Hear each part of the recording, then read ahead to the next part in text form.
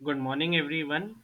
इस वीडियो में हम लोग लर्न करेंगे कि जो माई जीएसटी कैफ़े ने नया मॉड्यूल लॉन्च किया है जीएसटीआर वन को इंपोर्ट करने के लिए, जो कि बहुत ही एडवांस्ड है, plus artificial intelligence based module है, जो कि आपको एरर्स को रिमूव करने में बहुत ही कम समय लगेगा। अगर जीएसटीआर वन इंपोर्टिंग में जो आपके क्लाइंट्स ने आपको जो डेटा प्रोवाइड किया उसमें कुछ अगर एरर्स आती हैं तो ये वीडियो देखिए, बहुत ही यूज़फुल फीचर है। सबसे पहले हम लोग क्लाइंट को सिलेक्ट करेंगे। इसमें डेमो एडवाइजर्स प्राइवेट लिमिटेड हम लोग ने क्लाइंट सिलेक्ट किया। देन स्टार्ट पे क्लिक करेंगे, मंथ को सिलेक्ट करेंगे और उसके बाद इंपोर्ट सॉरी उसके बाद इसमें जीएसटीआर वन सेल्स में हम लोग क्लिक करेंगे। जीएसटीआर वन सेल्स में क्लिक करने के बाद एक यहाँ पे बटन हाईलाइट हो रहा है इंपोर्ट 2.0, यानी कि ये नया वर्जन है हमारा जीएसटीआर वन के डेटा को इंपोर्ट करने के लिए। तो हम लोग इंपोर्ट 2.0 पे क्लिक करेंगे। जैसे ही हम लोग इंपोर्ट 2.0 पे क्लिक करेंगे तो यहाँ पे आपको मल्टीपल ऑप्शंस मिलेंगे डेटा को इंपोर्ट करने के लिए, कि आप माई जीएसटी कैफे एक्सेल टेम्पलेट को यूज़ करना चाहते हैं, कि tally template, busy template, government utility, JSON file, या कोई थर्ड पार्टी ईआरपी की एक्सेल को इंपोर्ट करना चाहते हैं। तो इस डेमो के लिए लेट से हम लोग माई जीएसटी कैफे टेम्पलेट को सिलेक्ट करते हैं। यहाँ पे हम फाइल को सिलेक्ट करते हैं जो भी हमारी एक्सेल फाइल है। हमारी एक्सेल फाइल यहाँ पे पड़ी हुई है। सपोज हमने ये एक एक्सेल फाइल ली और ये हमने डेटा इंपोर्टिंग स्टार्ट कर दी। यहीं पे ही डेटा इंपोर्ट करने के लिए आप सेटिंग्स भी दे सकते हैं कि आपको क्या जीएसटी वन का जो भी डेटा इंपोर्ट कर रहे हैं, क्या उसी समय आपको जीएसटी नंबर जीएसटी की साइट से वेरीफाई करना है, यस कि नो। तो अगर आप यस करते हैं तो हम लोग साथ ही साथ जीएसटी नंबर जीएसटी साइट से वेरीफाई भी कर लेंगे। अभी डेमोन्स्ट्रेशन पर्पस के लिए इसको हम नो करते हैं और हम प्रोसीड पर सिलेक्ट करते हैं। यहाँ पे ये हमारा एक बॉट स्टार्ट हो जाएगा जो कि डेटा को पूरा वैलिडेट कर रहा है। डेटा को वैलिडेट करने के बाद आप यहाँ पे देख सकते हैं, यहाँ पे बहुत सारी जो शीट्स में जितनी जितनी एरर्स थी वो सारी एरर्स यहाँ पे रिफ्लेक्ट करके रिफ्लेक्ट हो रही हैं। उसके बाद हम लोग प्रोसीड बटन को क्लिक करेंगे। अब यहाँ प्रोसीड बटन को क्लिक करने के बाद यहाँ से इस पूरे मॉड्यूल की ब्यूटी स्टार्ट होती है। अब आप देखिए कि ये सभी sections B2B, B2BA, B2CL, B2CLA, B2CS सभी सेक्शंस यहाँ पे हाईलाइट हो गए और सब जगह यहाँ पे आ गई हैं एरर्स कि वैलिड डेटा 0 है और एरर्स जो है 4 रोज में एरर है।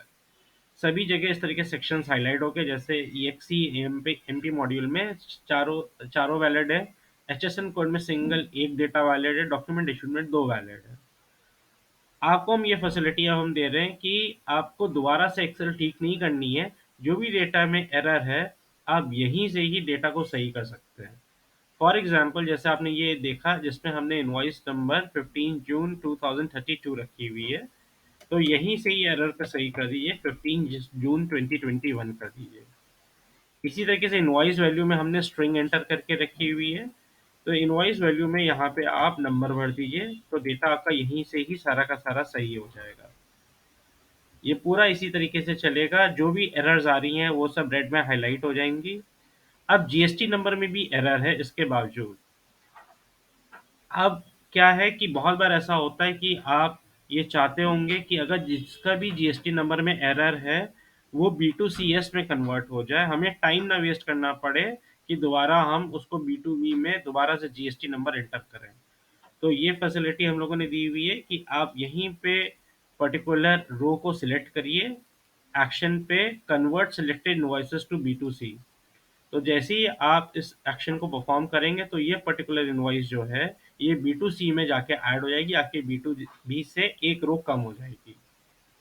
तो देखिए 4 रोज थी, अब खाली 3 रोज आ गई और ये डेटा B2C में चला गया। इसी तरीके से आप सारी एरर्स जितनी भी हैं सब इसी सेक्शंस में जाके यहीं पे ही रिमूव कर सकते हो। यहाँ पे व्यू एरर्स भी सब डिटेल में आ रहा है। ये एरर्स को रिमूव करने के बाद में हो सकता है कि आप सारी एरर्स रिमूव ना कर पाएँ और आपका मन ये करे कि खाली वैलिड डेटा के साथ हमारा GSTR1 की ये पर्टिकुलर फाइल इंपोर्ट हो जाए।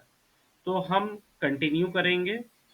कंटिन्यू करने के पहले अगर आप एक्सपोर्ट ऑल इनवैलिड इनवॉइसेस करते हैं तो आपको पूरी एक्सेल फाइल में जो भी एरर्स हैं वो सारी इनवैलिड एरर्स जो इनवॉइसेस में है सब एक्सेल फाइल में डाउनलोड हो जाएगी।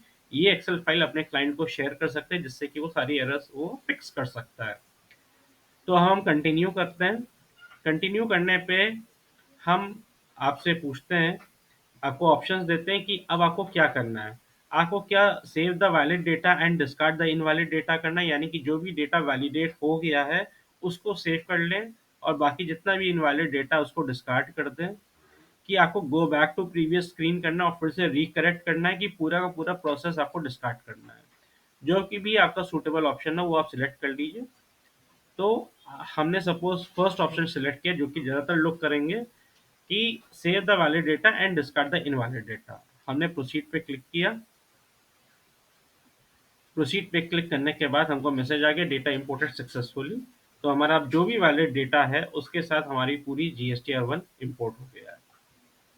तो ये यूटिलिटी बहुत ही अच्छी यूटिलिटी है और आगे से आप लोग कोशिश करिएगा कि इस पर्टिकुलर इंपोर्ट 2.0 पे क्लिक करके ही अपना जीएसटी रिटर्न्स का डेटा बनाए, क्योंकि इसमें बहुत ही एडवांस्ड फीचर्स हैं।